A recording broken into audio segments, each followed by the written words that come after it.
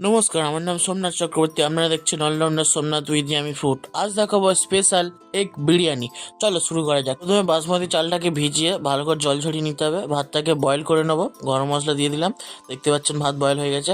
ডিমটা কালার আনার তারে তেলের মধ্যে লঙ্কা হলুদ দিয়ে ভালো করে ভেজে নিয়েছি। এখানে ডিমের গ্রেভিটা বানিয়ে নেবো, আপনারা নিজেদের মতন করতে পারেন, তবে ক্যারি পাতা আর দইটা দিলে খুব ভালো হয়। তো এখানে গ্রেভিটা আমাদের রেডি হয়ে গেছে, দেখতেই পাচ্ছেন। গ্রেভিটা বেশি ঝোল রাখবেন না, এরকমই থিকনেসে করবেন। এখানে একটা ঝোল বানিয়ে নিতে হবে।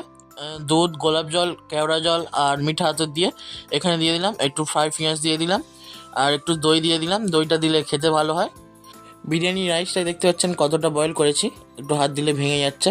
এরকম বয়েল করে নিতে হবে, তারপর দমে তো পড়বে না।